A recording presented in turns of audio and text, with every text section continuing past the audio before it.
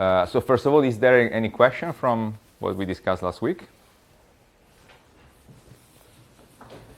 Okay, so we gone, I guess, for like 20 minutes with last week's lecture, then we start the new one, if hopefully by time.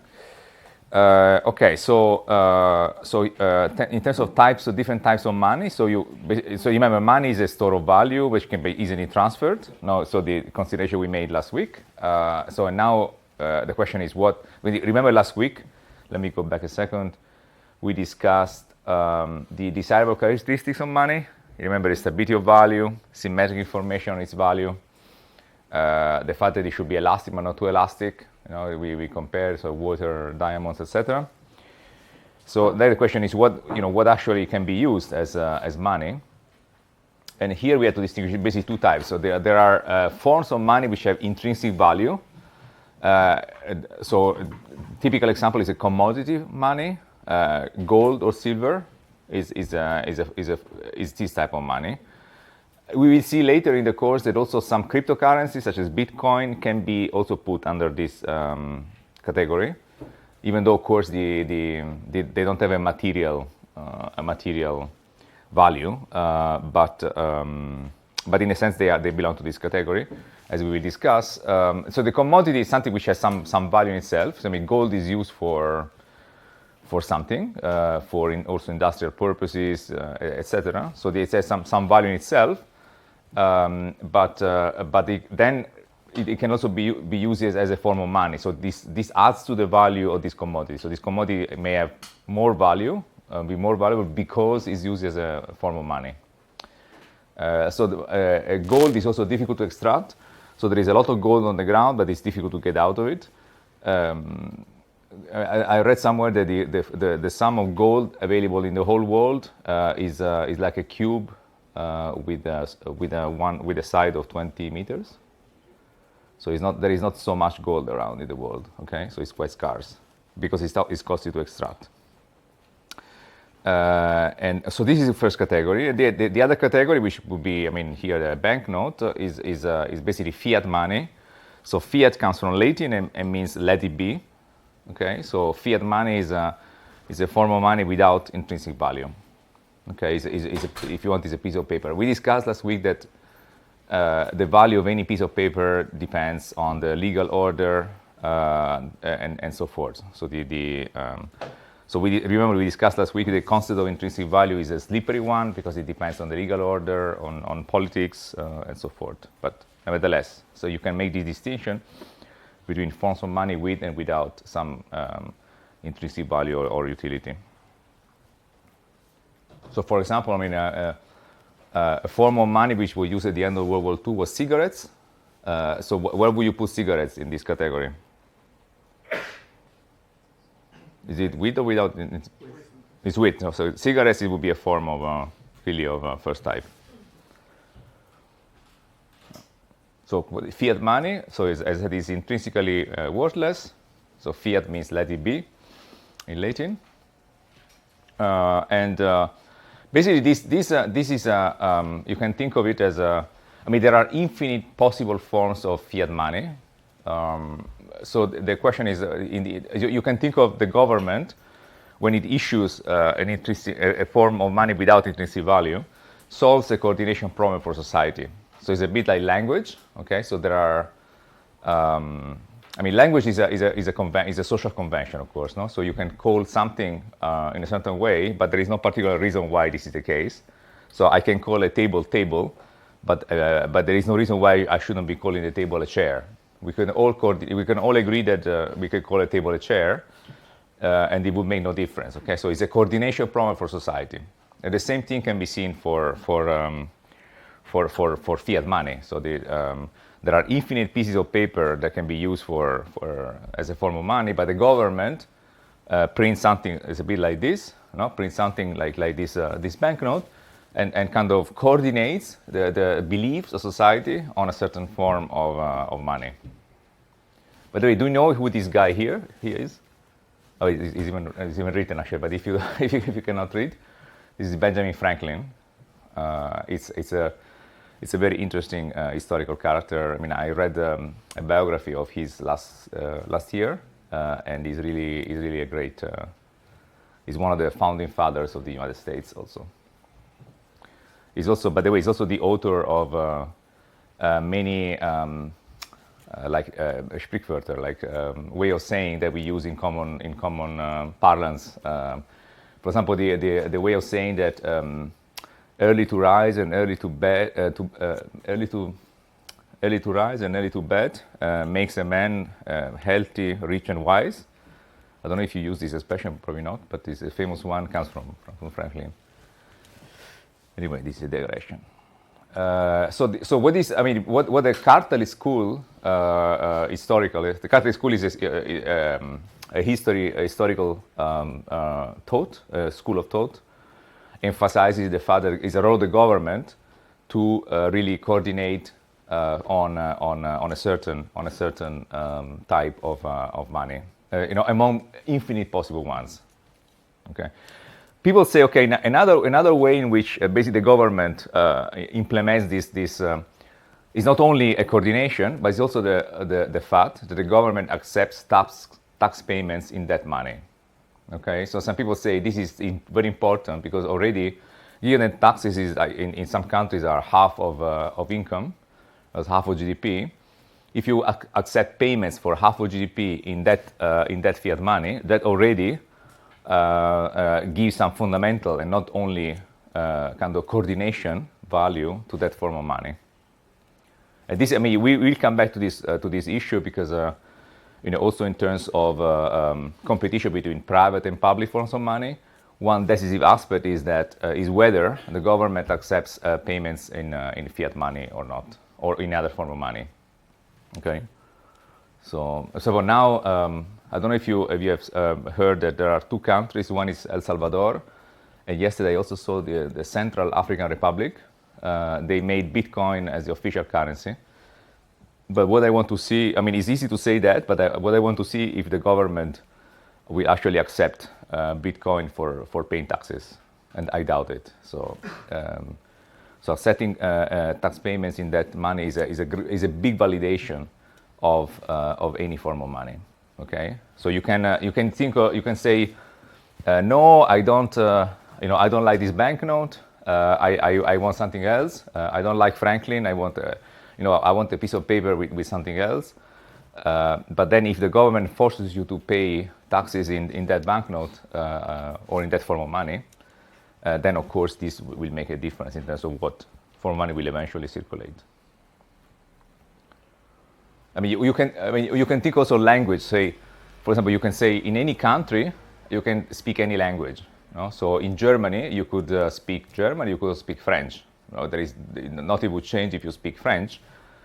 But if the government forces you, say, to sign your tax declaration and to sign your official documents in German, that of course will tilt the odds in favor of German. That's a little bit the idea.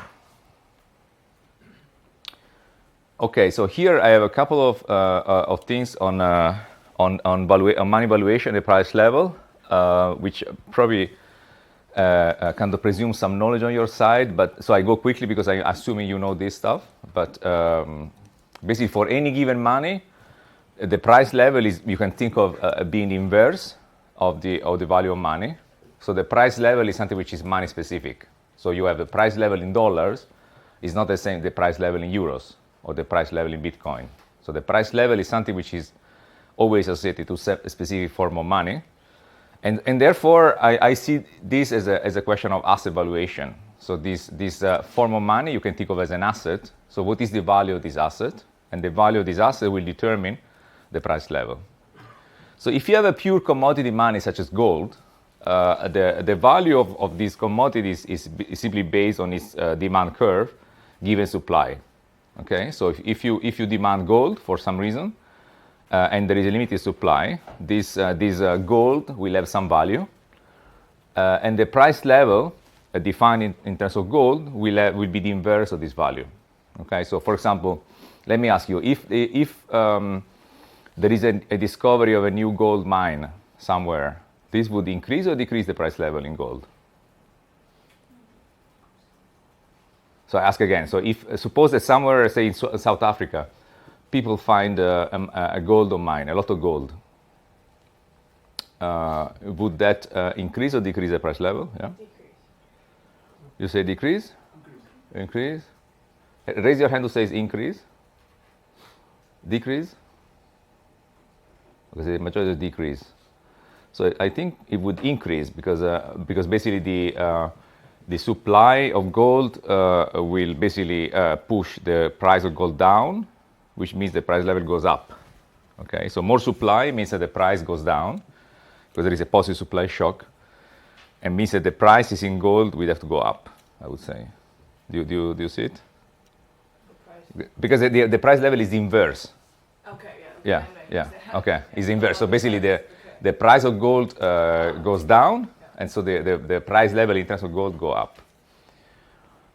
Okay, so in many textbooks you have found already, I guess, you will find the famous quantity equation. So the price level multiplied by the quantity of transactions is equal to the money stock multiplied by velocity. So V is velocity, the velocity of circulation. This is a famous quantity equation and can be read in different ways. People have read this sometimes as a theory of the price level. And so forth. I personally prefer to see it mostly as a definition of the velocity. So the velocity is how quickly the money circulates is a function basically of, well, it can be defined basically. It's a definition. So I see basically as a definition because the velocity is flexible, it can change. So if all the action is in velocity, there is no link between the value of transactions and money. Okay, they can move independently. All difference is absorbed by velocity of circulation. So, but however, if the velocity of circulation is not infinitely flexible, so if it cannot move around and everywhere all the time, then there will be a link between the quantity of money and the price. So in the case of the gold example, so if the price of gold goes down. Well, here you can see it actually as, say, in the case of gold, M would go up. Basically, there would be like an increase in the quantity of gold because there is a new gold mine, so there is an increase in M. So if velocity is completely flexible, nothing would happen to P. But if it is not infinitely flexible, then you will see basically a rise in P. Okay, so a rise in M determines a rise in P. So there is a link between the quantity of money M and the price level. So my conclusion would be that there is a link between M and P. So the quantity of money and prices tend to be empirically related, but it's not automatic and depends on historical and institutional circumstances. So it basically depends on what V does, so the velocity does. And there was an interesting paper by somebody called Alex Kuckerman, comparing the growth of money in Germany during the Weimar Republic in 1923 and the growth of money during the global financial crisis. So what he did is he took the same increase in the money stock in the two episodes, and then he looked what happened to the price level in these two episodes. Okay, so in same period of, say, where there was a doubling of the quantity of money, if there is a mechanic link between money and prices, you would have to see the same increase in prices. But what they found is that during the Weimar Republic, there was a very large increase in prices, but there was no increase in prices during the global financial crisis. So same increase in money, but completely different increase in prices. Okay, so this is an example to show that there is no automatic link between money and price, which is called the quantity theory of money. However, I would not go to the opposite extreme to say there is no link at all. So there is some link, but is a bit of a fuzzy or mediated by historical institutional factors. Any questions on this? I mean, it's important you understand it because then we will go back to this when we discuss also cryptocurrencies, the supply and demand, and so on. But I guess for you it's also, familiar. Okay, another thing I wanted to also tell you a little bit is the distinction between inside and outside money. So here we are in the realm of fiat money. And there are basically two forms of, if you want, of fiat money. So the outside money is what we would call irredeemable. So perhaps it's easier to understand if you think about inside money. So inside money can always be converted into outside money, but outside money cannot be converted in anything else. So if you have a bank deposit, your bank deposit is always convertible into euro cash. Okay, so you can always go to the cash machine and get banknotes. But nobody can convert the banknote in anything else. Okay, so people say 1 euro is 1 euro. So there is nothing you can claim beyond the euro banknote. So basically the claim stops there. So people say the outside money would be like the euro banknote is irredeemable. Okay, it's the end of the chain of convertibility, say.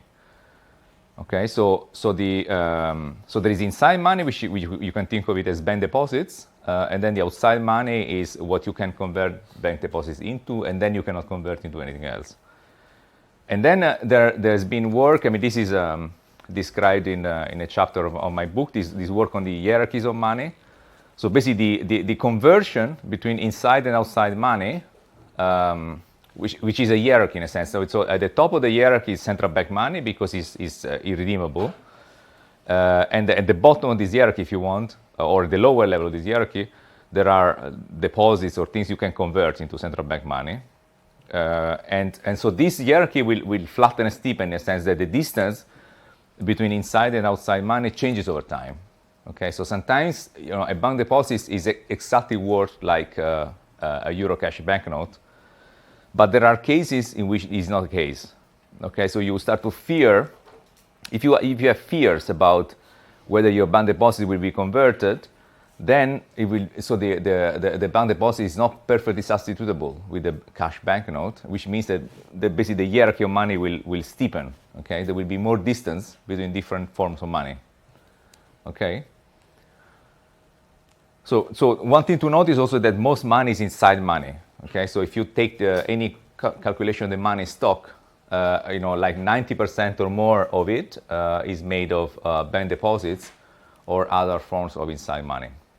Okay, so actually the actual use of banknotes and reserves is the actual amount is pretty small. Okay, so in later lectures we will discuss about this, what this implies for a banking system.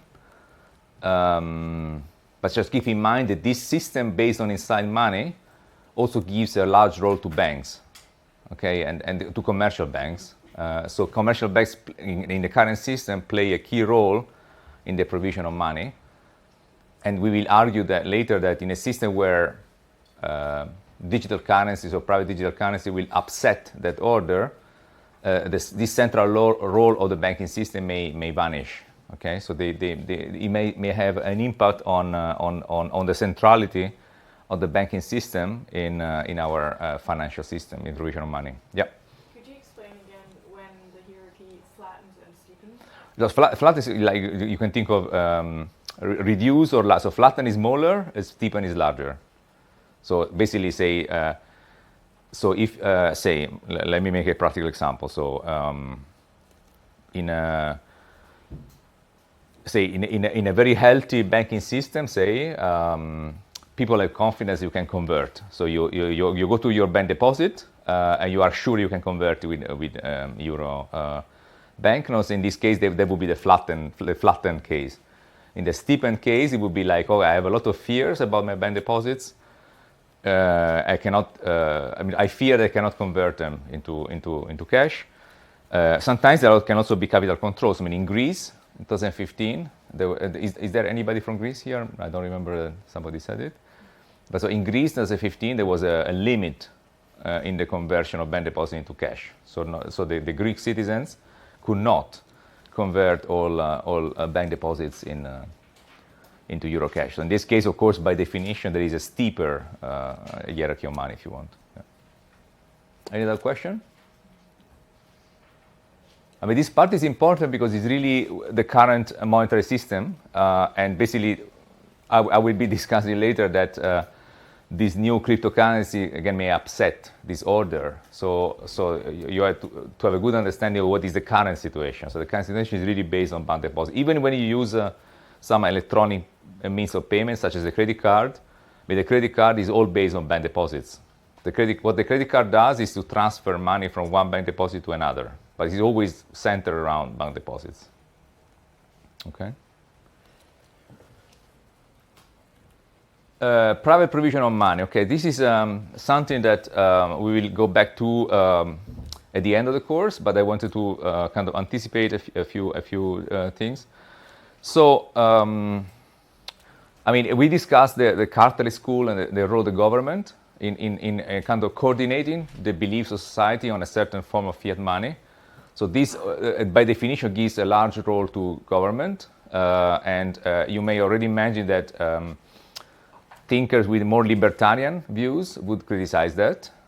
So this was the case famously with Friedrich Hayek, shown in the picture here. He won the Nobel Prize in economics, I believe, in 1976 maybe, or 77. But basically he's famous for asking the question, can a private actor produce a fiat money that is widely used? So rather than having the government provided the if you want the banknote or the fiat money, can we actually ask the private sector to compete, and then the best private money will emerge as the winner? So rather than relying on the government, can we rely on private competition? Because we know that the market works better than centralization in most cases. No? So you can compare the communist countries with capitalist countries. You can argue, okay, the capitalist countries tend to be richer, so why cannot this concept apply also to provision of money? So this is, of course, this question has been quite forgotten for many decades, but now the rise of cryptocurrencies has kind of revived this discussion. Okay, so people have again started to mention Friedrich Hayek and so forth. So I think I will have the last lecture of the course mostly about this, but perhaps a kind of first consideration here. So what will be the pros of the private provision of money? So why would we want to have this? So you can argue, okay, the private sector is more innovative. So if you want more innovation, we have to rely on the private sector. Government is bad in innovating. The market is superior in setting prices. I mean, the market prices cannot be replicated by the government. So this is the reason why centralized economic systems have generally failed. So if this applies to prices, why should it not apply to the general price level? Okay, it applies to the price of any good, so why should it not apply to the general price level? And then, of course, there is this, as I said, this kind of libertarian thought. So individual freedom is important, so why should the government also... By the way, so recently also with the rise in digital payments, there is additional issue in terms of privacy. So why should the government monitor what you pay for? Okay, so we will see that this is a big concern for citizens. So why should we let the government monitor that? What are the problems? I guess this again is a bit of an anticipation, because we will touch on these questions later in the course. But again, there will be a lecture on this at the end. But I mean, let me anticipate three problems that this theory has, and it's also the reason why it has been largely forgotten for many decades before it has resurfaced more later. So first, you could argue that provision of money is a national monopoly. So if it is a national monopoly, there can only be one supplier. Okay, so national monopoly is a situation where the monopoly is not imposed by law, but it exists because it is a market where there can be only one provider. Okay, some things are national monopolies, so they can always have only one provider, one or two sometimes. Okay, so people say already now it's not legally impossible to have another form of currency. So if in this room we agree that we pay ourselves in dollars or anything else, we could agree. It would not be legal. Okay, so it would not be legal that I pay you in some currency. So if it was already if there was already a currency which competes with established currencies, people could already use this. So it will not is not impossible. So the fact that it does not happen shows that there is no reason to do that. People also say, in the provision of public goods, competition generally doesn't work. Okay, so competition works for private goods, but for public goods, it doesn't work. By the way, how would you define a public good? Can anybody? Yeah. So anyone can use it without giving damage to someone else. Everybody can use it without giving damage to someone else. Yeah. Anything else? Yeah. Non-rival and non-excludable. Say again. Non-rival and non-excludable. Yeah. So they don't exclude exactly. It's difficult to exclude somebody from a public good. Anything else? An example of a public good? Clear public good? Yeah. Education. Yeah. Air. Yeah, exactly. Education, I'm not sure actually, because education can be also privately provided. But of course, the air. I mean, there is a. Standpoint, yes. Yeah. There is. Okay. There is a clear example. I mean, think of the war. What is the public good? Military safety. Sorry. Military safety. Yeah, exactly. So the defense, national defense.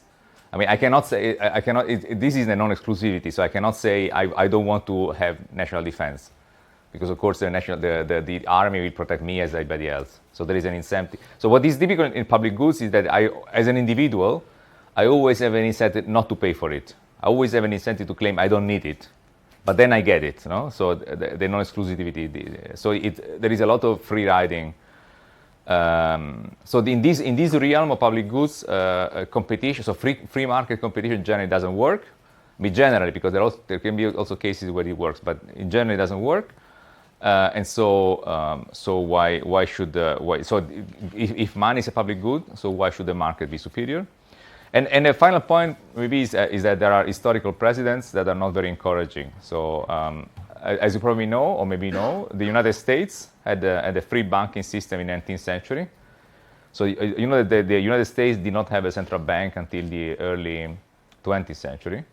So there were different forms of dollars circulating in different states. And rather than being, people who have studied this period say that rather than being a place of innovation, it was actually a mess. Okay, so there was a lot of confusion, a lot of crisis. So these historical episodes of free currency competition were not a flourishing period of innovation. They were more like a period of crisis and confusion. Okay, so the historical episodes are not encouraging. So there is this paper by Fernandez, Villaverde, and Sanchez that I have in the references. We will come back in the last lecture, but this basically, if you can read it, would be good, because it's a formal analysis of why this private provision doesn't work. So it's a model where it actually shows in the model that the private provision does not work. Okay, I think we already discussed this, no? So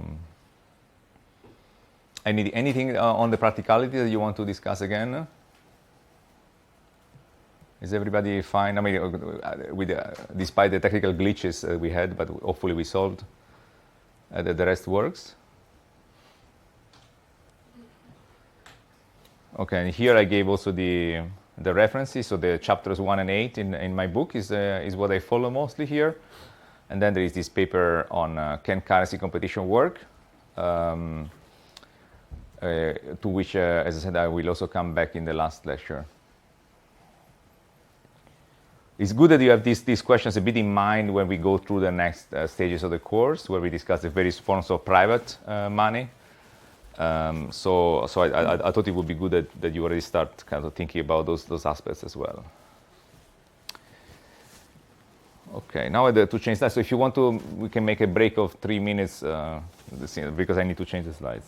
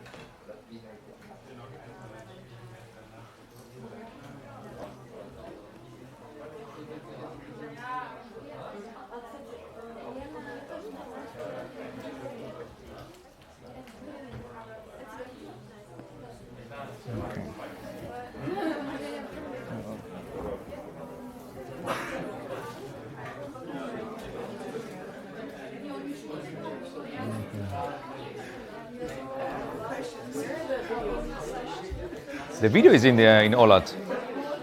You can check it should be the LTI tool. No? Ah, yeah. Yeah. Okay, great. I had to click That is the only. I think I have to click on it. It's the only thing that works so far. So.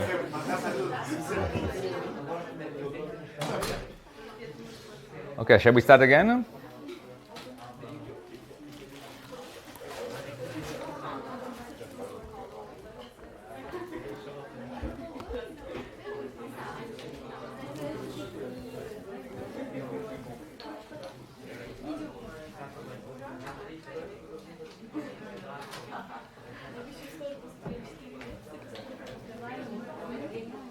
Is it possible to get a bigger room?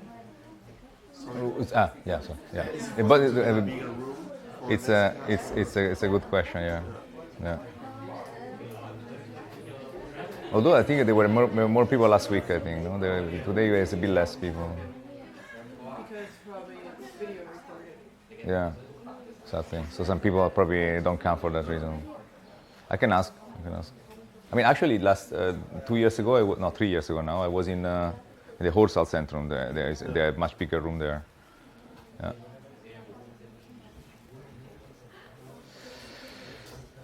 Okay. Okay, so let's start then lecture 2. Please. Okay. So the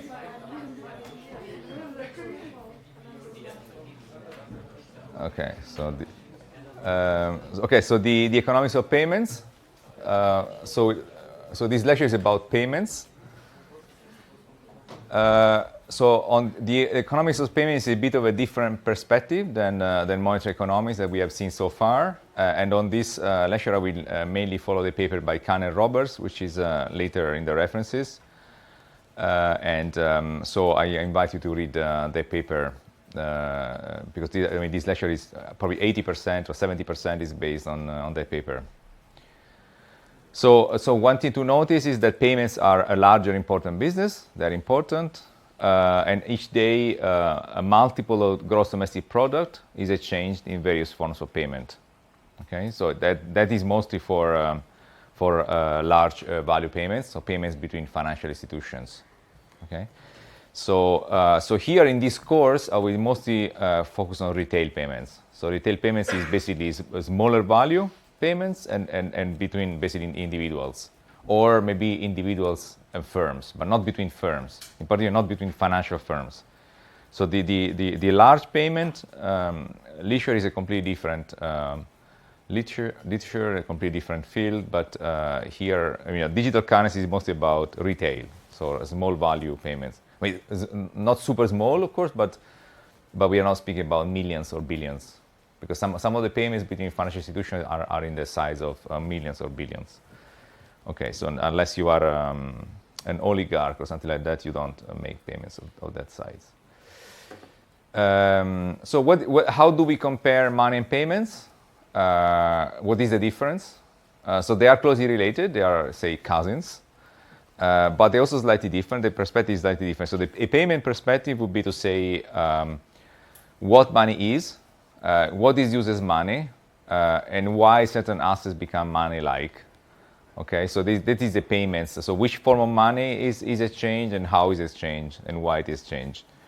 The monetary theory is more like given a form of money, so given, say, euro, using the euro banknotes as a form of outside money, how do you value this asset as money, what determines the price level, how is inflation determined. These are the questions that are typically dealt with in monetary theory. Okay, so these are two different perspectives. So why we need payments? Is a bit a similar question why we need money. So we had this already discussed last week. So there is a time mismatch of trading. So I need to be paid a certain moment. So barter cannot work. We have seen that. There is a limited enforcement of pledges about future behavior. So basically you can walk away easily, and so a system of debit and credit cannot easily work for the reasons we discussed last week. So lack of trust. In the prehistoric times, most transactions were between people of the same tribe. that knew each other. But if you move to a large modern economy where people don't know each other personally, it's very hard to really make pledges about future behavior. So I can give you some food today, but I cannot be sure that you give me back the food tomorrow, okay? Because maybe I don't see you again tomorrow, okay? I don't trust you. So this in any big modern society, you need payments to basically to extinguish your credit or debit. And the related aspect is the inability to punish the defectors. So if I get something from you and then I disappear, there is no easy system to punish me for doing that. Okay, so I have an incentive to walk away, disappear, and never pay you back. That's why we need the payment today to close the transaction. Okay, so the payment is what really extinguishes this credit and debit relationship. Okay, so you give me something, I pay you, and then I can walk away and not be seen again. That's basically the concept. And raise any question if you don't follow, or also if you have a different view. It's again, this is not the truth. It's one way of looking at things. No, it's not the only truth. Okay, so a payment. What is a payment system? Is basically a system where people exchange some good or service for a certain form of money, and the transfer of this form of money extinguish the obligation, so extinguish the credit or debit relationship. And so a system is a place you can think of as a marketplace where these payments are done, these payments exist. So then what are the criteria of efficiency for these systems? The key ones are the velocity of transactions. So you want this transaction to happen quickly. So you don't want to wait days for having your payment. Is the ability to scale up. So some systems, and you will see that, for example, Bitcoin is one of them. They work well up to a certain scale, but it's hard to scale up transactions. So a system may work well for, say, 1,000 payments per day, but it would work very badly for 1 million payments per day. Okay, so the ability to scale up in terms of cost and time, it's a key characteristic of a good payment system. Accessibility is very important. So everybody must be able to access a payment system. If it is very restricted or it's very hard to get in, then it's not a good payment system, because it restricts the choice, restricts also the range of actors who participate in that payment.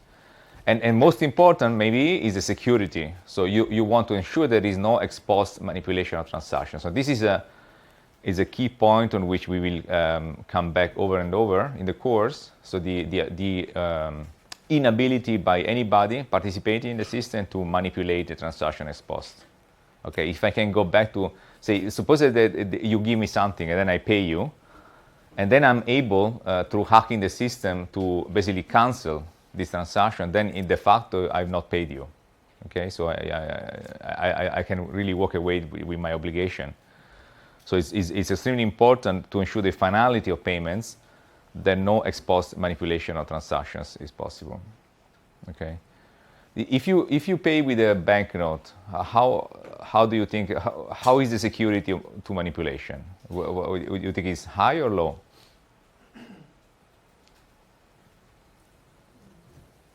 Anybody?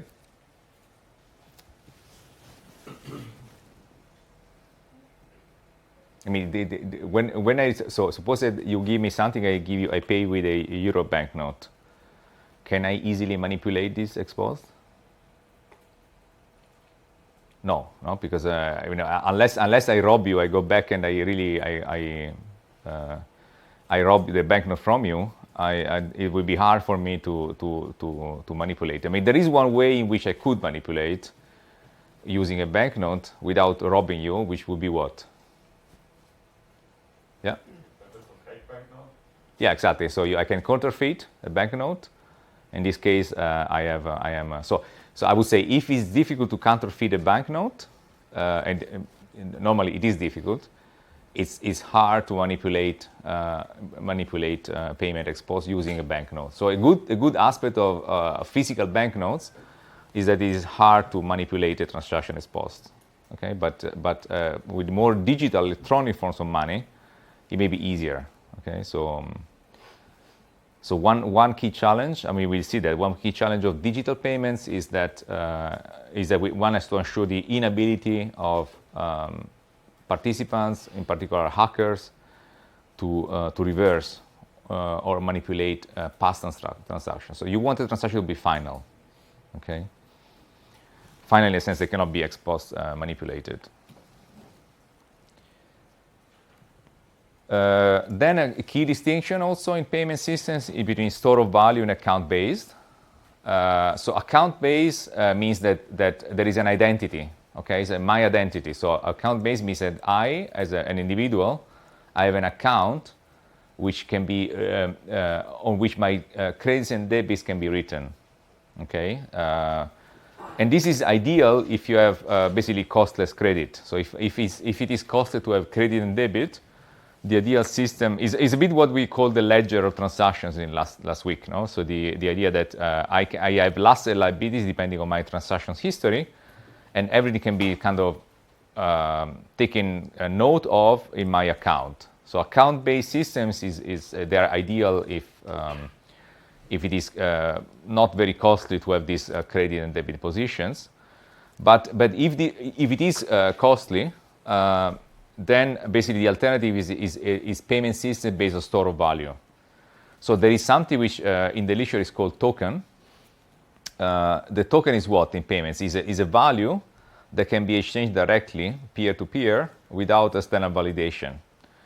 So for example, you can say that a euro banknote is a token in a sense that if I give you a euro banknote, I've extinguished my payment. So that is the token. So you don't care who I am. I can be the most horrible person in the world, but you don't care because you got my banknote from me, and that's it. No, so you don't care. No, so the token is something that is exchanged peer to peer, and nobody else needs to validate what I have done or you have done. Okay. Again, I can be the most horrible person in the world, but still you get your banknote. Okay, you would probably be less safe if you had a credit position vis-a-vis me if I'm the most horrible person in the world. So in this case, you would be worried. Okay, if I'm a gangster and you have a credit vis-a-vis me as a gangster, then you would be nervous about it. Okay, but if I pay you with a banknote, which is a kind of token in this literature, then the payment obligation is extinguished. I can walk away with my horrible trades, and you'll be safe. Okay, so in a digital world, this token is the same concept. Is some form of value that can be exchanged directly peer to peer without anybody else validating this. So without any need to have a ledger of transactions. So this is what I mean. There's this paper by Lee and co-authors. Who refer to digital bearer instruments. So people already say that, or have been saying that a banknote is a bearer instrument because you basically carry with you, and you only have to have it. You don't need to show who you are or your identity. You just bear it basically with you. So when you have it with you, it's valuable. Same concept with a token in a digital payment. So token digital payments is something that you can exchange. And without any link to your identity, okay? So account-based means that your identity matters. Token-based or store of value-based means that you exchange something that it doesn't matter who you are. You cannot even exist actually, okay? You can even be a non-existing entity, but if you transfer this digital bearer instrument, your payment obligation is extinguished. So in models, I mean, you will see the paper I was referring to, the Khan Roberts paper. The idea is that you have a credit relationship. So if you want account-based with people you interact with often, but you have spot trades, so more like token-based trades with people you interact less often with. Okay, so some of the models they have the so-called wilderness setting. So the wilderness setting means that suppose that you are in a forest, so you walk in a forest and randomly you meet somebody, and this somebody has something of value for you, so you want to make a transaction, and then this person walks away, you will never see him or her in the rest of your life, okay? So how do you? I mean, with this kind of encounter, it's very unlikely that you have a debt or credit relationship. What you want is a payment that extinguishes your relationship. So he gives you an apple, you want to basically to extinguish your debt immediately. And how you extinguish your debt immediately is using this kind of store of value based payments. Okay, but this concept would not be the same if, say, the person you are doing transaction with is, I don't know, your cousin. Okay, if he's your cousin, then you will see this person over and over and over again. So with your cousin, you can also have a credit system where you say, okay, you gave me an apple today, I take note of it, you trust me, so I don't need to pay you. Okay, so that's the difference. It's also information insensitive, the token based, in the sense that you can know nothing about the counterparty. As I said before, I can be the most horrible person in the world, but you don't care because the token based system extinguished my credit position. Any question on this? No? Clear? Okay, so what is a theory of payments?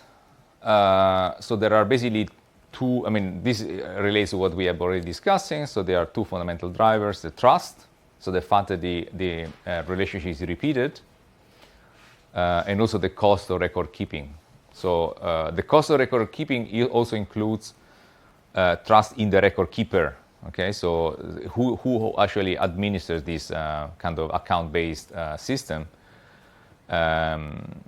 So basically, the idea is that as the cost of record keeping falls, then the use of payment system based on store of value should also fall. I mean, as I said in the first lecture, the ideal system is more an account-based one, because it economizes on these transactions. So you need much fewer transactions because you can basically mark debts on credits. But with low trust between participants and also lower trust in the record keeper, then you need this transfer of store of value. And this is basically where payments are needed. Okay, so is because it's really related to the discussion of the concept of money I had last week. So it's a question really of trust and a lack of trust. So as I write below, trust is really at the basis of any theory of credit as well as payments. Okay. Yeah. I'm not getting exactly. I mean, I follow, but the token definition isn't it related at some point with the account-based system? Because when you exchange money, for instance, what you're exchanging is the liability of the central bank. But at the end, what counts is this account-based system. Yeah, but not necessarily. Not necessarily. So you can a token. I mean, token can be anything. So can be a Bitcoin or whatever. So can be. So it's more general than central bank. Central bank money perhaps is one example token, but it's not the only example. So it can be anything really. It's actually anything that society kind of coordinates on. If we all say that our transactions are extinguished by exchanging, let's say, pieces of wood. The piece of wood would be a token. So in that meaning of this literature, so extinguish is basically a debit. So it's a more general concept than that. But it's true, man, you are right. So if you have a system, so suppose you have, let's say, a system of bank deposits, and you pay with your bank deposit. This is both an account base, but it's also a spot trade, because in the end you reduce your deposit. So in a sense, so you're right that there can be systems that are a bit hybrid in a sense. I mean, also sometimes in order to transfer a token, you can. I mean, it's easy to know who you are, but the point, I think the point of this, I mean, in the kind of digital currencies literature, the point is that you must be able to transfer value without really knowing who you are or having very minimal information on who you are. Okay, so it's so you can make for example, having a bank deposit, again, you can be a gangster, but still, if you are able to transfer your money, so a system where because you are a gangster, the bank may not you pay, then it's not a token. because then it's more account based, because then so it's a bit this the issue. So it should not matter who you are. Yeah. Yeah. So any kind of transaction could be a token then. For example, I met someone on eBay and I say I give you my Nike sneaker and I give you my Adidas sneaker. That's a token. The token is the thing you pay your sneakers with. Basically, you pay, so it has to extinguish your obligation. Yeah, but like I say, like I. Yeah, so you meet somebody on eBay. This person you don't know anything about, so it can be a gangster, whatever. Then you sell this person whatever, say a table. This person might basically, so you don't want to have a credit vis-a-vis this person. You want to be paid, no? And so something that anything that this person can transfer to you to extinguish his debt with you, which doesn't require you to know who he is or she is, can be seen as a token in this literature. So a token is something that you get from this person without really knowing who that is, and you are happy that your payment is extinguished, because I mean, in theory, a credit vis-a-vis this person will be enough, but then you don't know where this person goes and so on. So, yeah. Could you go to the next slide? Yeah. So for what kind of transaction is record keeping needed? Well, in ideal system, I mean, let's go back to this example. So in ideal system, you would like simply to mark, what credit or debit positions arise from any transaction. So the act of transferring, which is called a token, you can see is an unnecessary cost, because in a sense, in a system which is fully workable and fully trust-based, you don't need it. I mean, think of your. No, you need the record keeping, because you need the record keeping to see who owes what, no? But you don't need the actual transfer or anything, which is like a cost, because the cost is related to the lack of trust. So with your cousin, your uncle, or whatever, you don't need that, because you can keep score and trust that everybody has the same understanding of what your credit and debt are. But if you don't have that, then you have basically. The dictionary said you need a second best solution, which is a transfer of value that is in itself is a bit costly, but you need that because then you don't trust your counterpart. Okay, so in theory, so if you want to sell something to him, you say, I have a credit vis-a-vis him, and sooner or later, when you encounter him again in your life, he can also give you something that distinguishes the credit. You don't need to actually exchange anything. Then for an account-based system, you would not really need anyone to value what you're, because you know them. So then, if the cost of record keeping falls, then there should be more of the other system, like more. No, if the cost is the cost of, so if it is difficult to maintain these records, Yeah. Then it's easier to actually transfer the payment. So if it is hard for you to keep for anybody to keep score of credits and debits, the better thing to do is to simply, I give you my euro banknote, that's it, and the credit debit relation it doesn't exist anymore.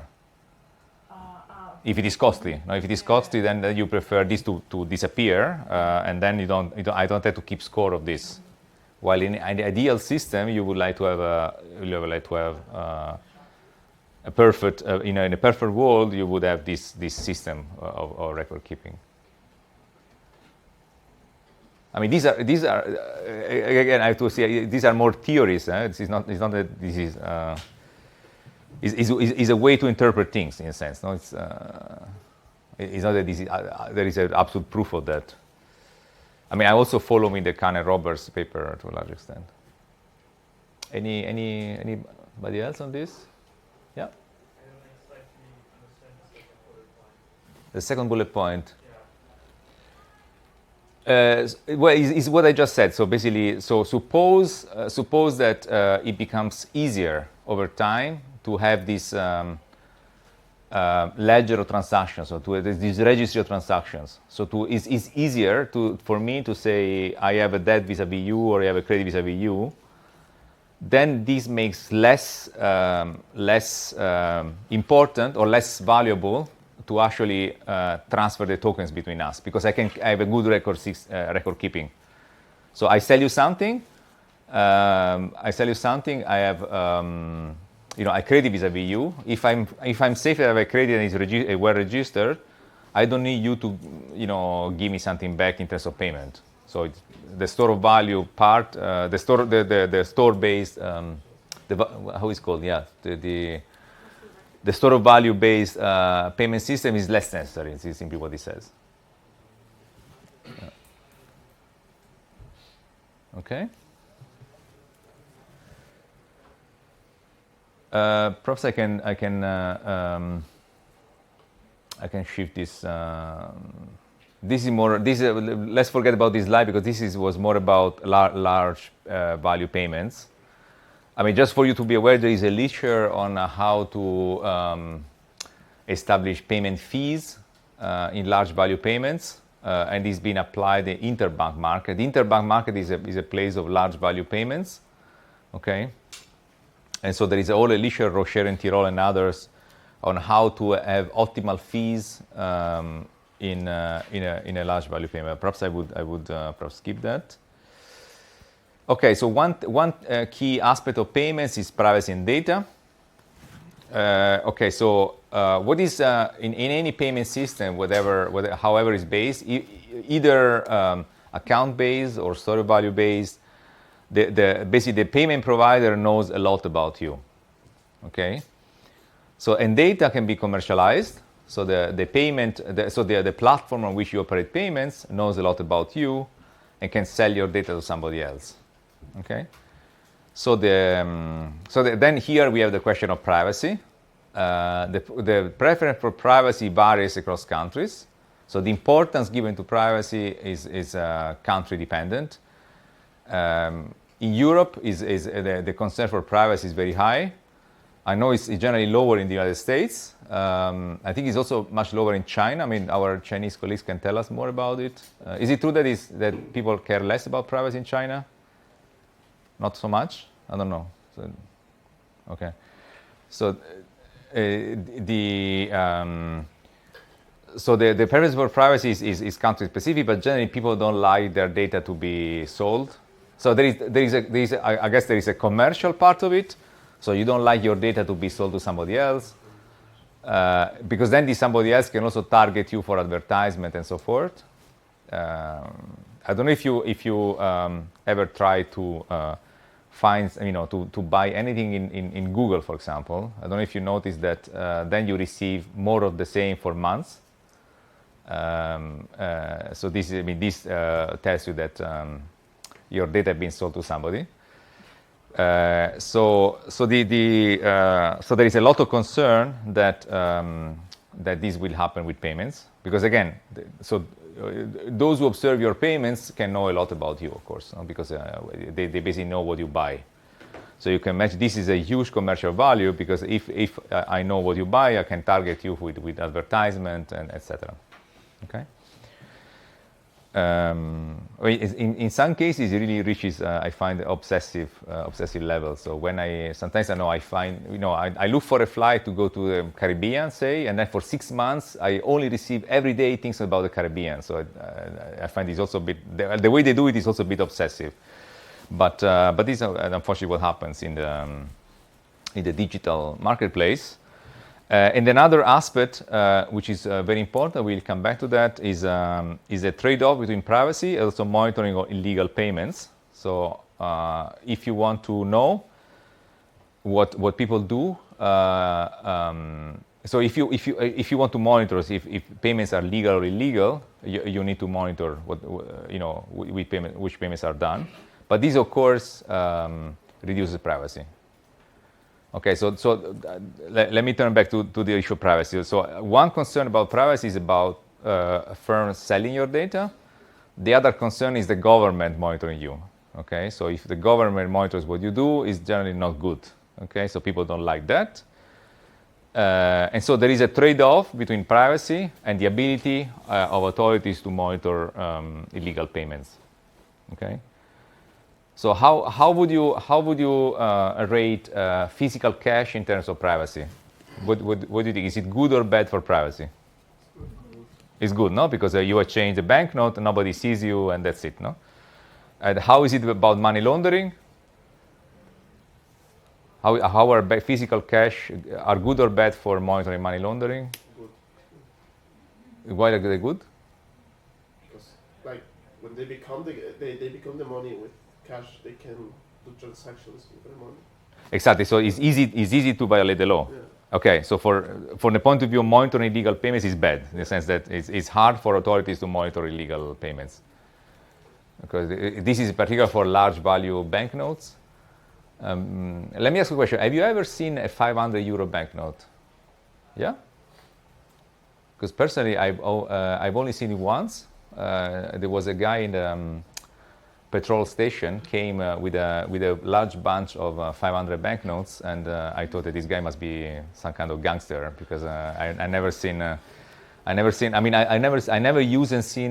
actually held in my hand a 500 euro banknote. So these large, especially the large value banknotes, can be easily used for all kinds of illegal purposes, money laundering, etc. Okay, so just be aware that there is this trade-off between privacy and monitoring all illegal payments. So this can be true at domestic level, but it's even more true at international level. So if normally payments between countries tend to be more at risk of illegal uses.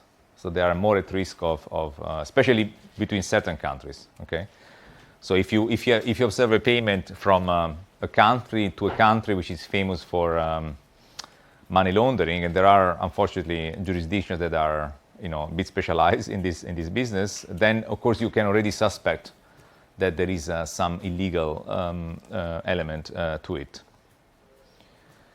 Okay, so this is the but the privacy is a very important discussion. We will come back to that also later. But I mean, you have to also to think about yourself how you value it.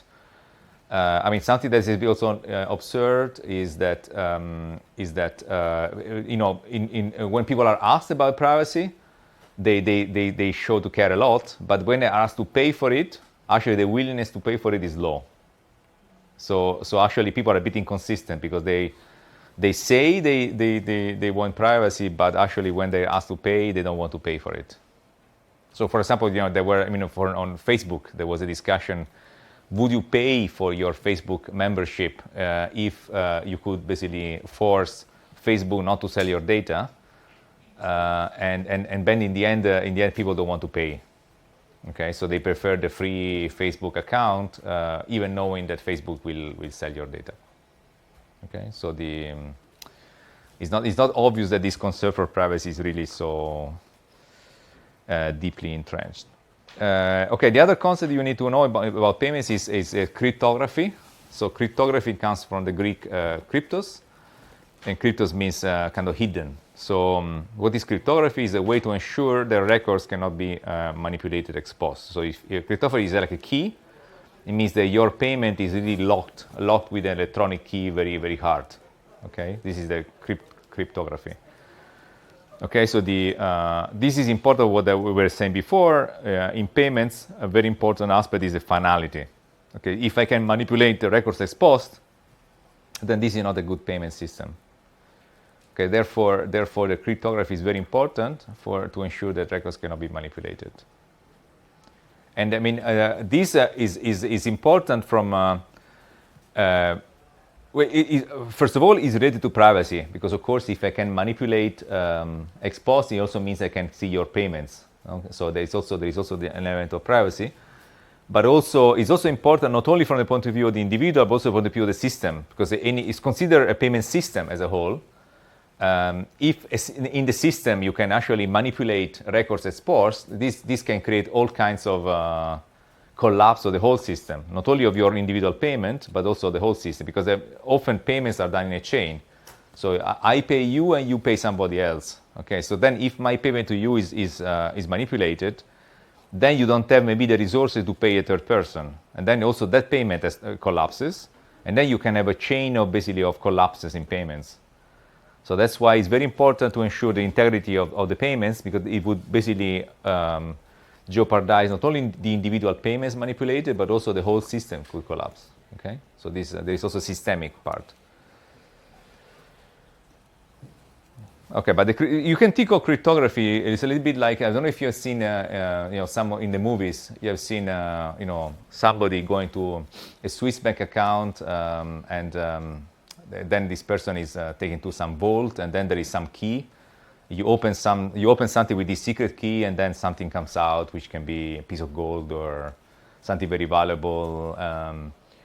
And so you can think of cryptography the equivalent of that key. So only you have that key, and with that key you can open your payment in a sense. So or you can lock it. So and basically by having this key, basically in the movies, in the Swiss banks, they don't ask who you are. They don't ask questions. So if you arrive there with a key, you get what you want. Okay, is the ownership of the key that allows you to of course, I mean, I'm exaggerating because, of course, now even in Switzerland, of course, they are very careful about legality and so on. But think of the movies and think of what gives right to these people to extract this from the drawer of the bank, of the Swiss bank, is the ownership of the key. And this, in the electronic or digital world, the equivalent would be the cryptography. So there is a cryptographic hash. It's called hash, where you can close or open your payment. So anybody who can actually have your cryptographic hash can manipulate your payment ex post. Okay, so that's why this cryptography is very important. Just also to be clear, I mean, I'm not an IT expert, I'm not an engineer, so this course will not be great on cryptography itself. So I will discuss about the economic function of cryptography, so why it is important, but don't ask me about describe how cryptography works, because I just don't know. Okay, so you can look up yourself. You are probably better than me on that. So okay, another thing which is also been mentioned in another paper by Khan is a so-called payment trilemma. So it says there is no perfect payment system. Okay, there's always so you always have to lose somewhere, and so what he's saying is that you can never have all the three of these characteristics. You can only have two of them and sacrifice the third. Okay, so and these three characteristics are access. So basically, universal access, security, and privacy. So for example, so you can have full access. And full security, but then you have to sacrifice privacy. So if somebody has to ensure that there are no illegal payments, then privacy has to go. Then somebody has to look at the payments, or vice versa. If you want universal access and universal privacy, then you can have money laundering and so forth. So in this triangle, you can make all combinations if you want of those things, but you can only have two of these three aspects. So I think this was the basics of the. I have a slide on decentralized ledger technology. So we will see later. That one way to organize payments is through a decentralized system, which is called DLT. I mean, you have probably heard about it. So in the decentralized ledger technology, DLT, no single party is responsible for the maintenance of the system. It can be account-based or token-based, but anyway, there is nobody who runs the system. Okay, it's decentralized. So a key example of DLT is the blockchain technology. I think in the 4th or 5th lecture we will discuss in detail about this blockchain technology, but there are also other examples. There are several examples of DLT. And the DLT also allows, because you don't have an intermediary, okay, it can be all run on a computer, can also allow to have smart contracts. So a smart contract is something of the type of do payment X if condition-wise verified. So I can say, if tomorrow in Frankfurt it rains, you have to pay me 100 euros. Okay, so this This kind of contract is not easy to do in the traditional banking system. You would have to have an additional contract that specifies that, okay, and then you make the payment. But in a smart contract, everything can be done by computer, okay. So you don't need to write a contract or to verify and so on. It can be all done by an algorithm in the computer, and so this smart contract, which is sometimes also called programmability, because basically you can program the payments, are at least theoretically possible in a DLT. I mean, to be fair, some programmability is also possible in traditional payments. So if you have a bank deposit, for example, you can say, for what is in German is called Einzugsermächtigung. Or, so you have to, basically you can ask your bank and make this payment to this company on the third day of the month. Okay, this you can already do. What you cannot do now is to say, yes, make this payment if today is raining. Okay, so that thing cannot be easily done. And I mean, I think that those who are enthusiastic about DLT say that much more freedom is allowed to design smart contracts. Okay, so you can say, if on that day, something happens, then the payment is done automatically. So this is much easier to do in a system that has no central administrator, that is just run decentralized on computers. What however, also people also criticize of this, and there is so if you're this, you can read the paper by Lee, is in the references, is what is the trade-off between programmability and universal use of money. So in theory, if you have money should be used for any transaction. So if we start to have a system where we just call programmable money that is only used in certain states of the world, so Lee says, okay, this is not really a form of money because it's you actually limit the use of money very much. So if it's something that can be used only to pay you if it rains, it cannot be used to pay you in general.